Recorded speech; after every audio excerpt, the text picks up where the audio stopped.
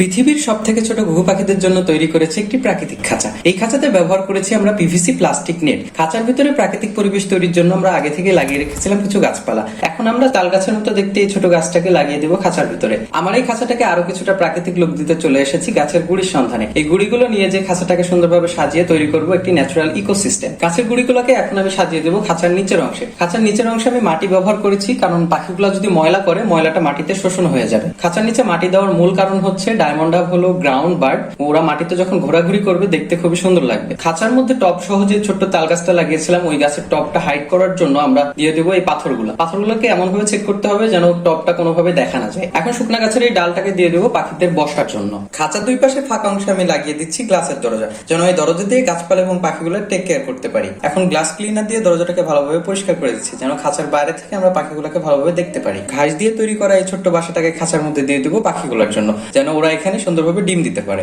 এখন আমাদের খাঁচাটা পাখি ছাড়ার জন্য প্রস্তুত। ছোট ছোট ঘুঘু পাখিগুলোকে ছেড়ে দেবো আমার এই প্রাকৃতিক খাঁচায়। পাখিগুলোকে খুব সাবধানে ছাড়তে হবে, কারণ ওরা উড়ে গেলে বাইরে সার্ভাইভ করতে পারবে না। এখন ওয়েদারটা খুব খারাপ যাচ্ছে, যখন তখন বৃষ্টি নামছে, বৃষ্টিতে ভিজে ঠান্ডা লেগে ওরা মারা যেতে পারে। পাখিগুলোকে ছাড়া কিছুক্ষণ পরে এসে দেখি ওরা জায়গাটার সাথে খুব সুন্দরভাবে মানিয়ে নিয়েছে। পাখিগুলো এর আগে ছোট্ট খাঁচায় বন্দী ছিল, ওরা ওদের লাইফে ফার্স্ট টাইম এরকম প্রাকৃতিক পরিবেশ দেখছে। আরো কিছুক্ষণ পরে এসে দেখি ওরা মাটিতে নেমে এদিক ওদিক ঘোরাঘুরি করছে এবং মাটি থেকে খাবার সংগ্রহ করে খাচ্ছে। অনেকদিন ধরে এরকম একটা প্রাকৃতিক খাঁচা তৈরির ইচ্ছা ছিল, যেখানে ডায়মন্ড ডাব থাকবে এবং আরো অন্যান্য ছোট ছোট গ্রাউন্ড এনিম্যাল থাকবে। অবশেষে আমি আমার এই খাঁচাটা তৈরি করতে পেরেছি। আমার এই খাঁচাটা তৈরির সময় আমি কিছু ভিডিও নিতে পেরেছিলাম না, যেগুলো আপনাদের সাথে এখন শেয়ার করবো। আমি প্রথমে বলেছি আমার এই খাঁচা যে নেটটা ব্যবহার করেছি, কাছে একটু নেটটা যে ব্যবহার করেছি এটা প্লাস্টিকের নেট। আমি ডেমো দেখাই একটা কিরকম। এই যে এরকম প্লাস্টিকের নেট ব্যবহার করেছি আমি।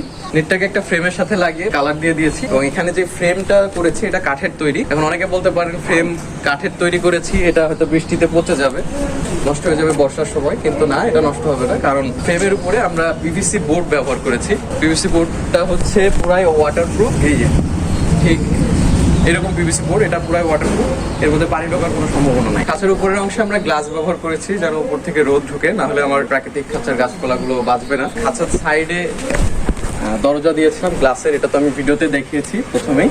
আর গ্লাসের পাশে যে টিনের মতো দেখতে পাচ্ছেন, এটা সিমেন্টের টিন। প্রথমে ভেবেছিলাম গ্লাস দিব, কিন্তু পরে দেখি খাঁচাটা খুব একটা মজবুত হচ্ছে না, এই জন্য পরবর্তীতে সিমেন্টের টিন দিয়ে নিচে সিমেন্টের ছোট ওয়ালের সাথে আটকাই দিয়েছি। নিচে এটা কিন্তু সিমেন্টের ইটের গাঁথনি, পরে প্লাস্টার দিয়ে উপরে কালার দেওয়া, এবং বাকি সবকিছুই তো আমরা ভিডিওতে দেখেছি। এবং খাঁচার উপরের যে অংশটা, এই যে বিটের মতো দেখতে পাচ্ছেন, এগুলো হচ্ছে কাঠের বিট। সব মিলিয়ে আমার এই খাঁচাটা যেভাবে তৈরি করতে চেয়েছিলাম সেভাবে তৈরি করতে পেরেছি। এই প্রাকৃতিক খাঁচাতে আমরা আরো অনেক এনিম্যাল এবং পাখি নিয়ে আসবো, এবং আমার এই প্রাকৃতিক খাঁচা আপনাদের কেমন লাগলো অবশ্যই কমেন্ট করে জানাবেন।